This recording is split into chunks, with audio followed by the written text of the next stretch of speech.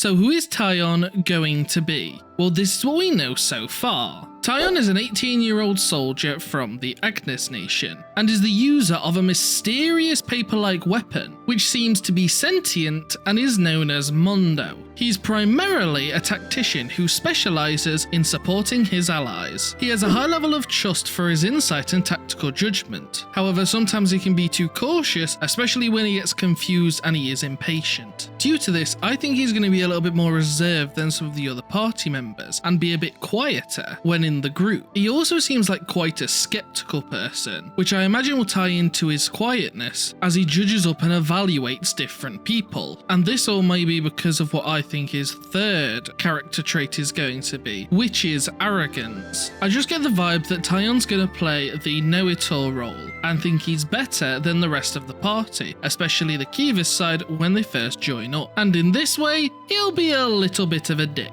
He actually reminds me a hell of a lot to HB from Xenoblade Chronicles X, who is quite similar. That said, I still think he'll be well respected and well trusted amongst the party, and as the game progresses and goes on, he will also start to put that trust and respect into the other party members, and start to show his true personality more and more, which will be fun and cheeky. And because of these quality traits, I think he's going to have some very important impacts on the story, one of which I think will likely tie into his close friend, Mondo, his weird paper plane friend buddy thingy. I feel like some point through the game, Mondo will have an important segment, probably going into how he was made and what he actually is, and it will have a lot to do and have some importance relating to Taion, as I imagine that Mondo will be one of the very few characters that will actually have Taion's trust from the start of the game, and I can see Mondo somehow getting hurt and there being a big arc on trying to fix him. Another important story role I think Taion's going to have is when he betrays us. Ever since the Xenoblade 3 trailer, I've thought that Taion seemed more like a villain than one of the protagonists, and I still think that he could suit the villain role really well. I also see him being the one who has the most doubts about leaving the safety of the Agnes Nation and forming a group with the other party members. So I think he'll team up temporarily with another mini-villain and attempt to defeat the party along with him, until he eventually comes to his senses and fights for our side once again. And following this, his personality will shift where he's more seeking the forgiveness of the other party members and is constantly trying to redeem himself.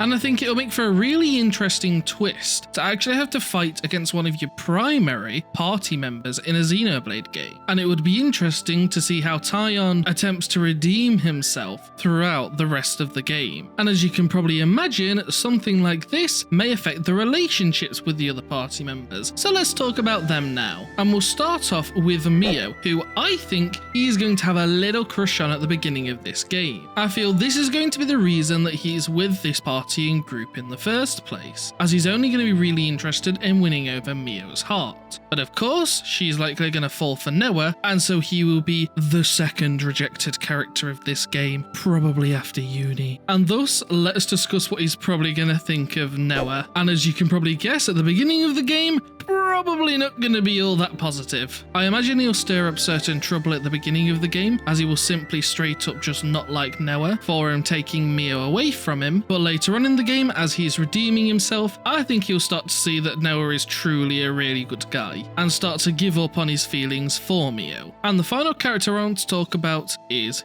Uni, because I think Taion's gonna rebound pretty quickly and gonna start to develop feelings for Uni after she just got dumped by her crush. I think it's gonna be pretty awkward at the beginning when he's only just discovering that he's starting to like her, and I think this will be the catalyst which lets him get over Mio and starts to focus on someone else instead. And I'm sure Mondo will be teasing him the entire way for it. And what about any relationships with older characters? Well, one thing that's been really difficult to tell ever since the trailer is what race Taion actually is. We don't even know if he's Blade or human, but my personal best guess at the moment is that he is an artificial blade. It wouldn't be unthinkable if 100 years has passed that artificial blades could virtually look human now. I mean, even Poppy started to sound really human by the end of Xenoblade Chronicles 2, so after 100 years, they may physically look very similar as well. And this may lead him to having an important connection with a character like Tora or someone high up in the Agnes Nation who is developing those artificial blades. In conclusion, Taion is going to be a very interesting character, who may be unsure on the right course of action sometimes and make the wrong decisions, but he will continue to be his normal, arrogant and cocky self,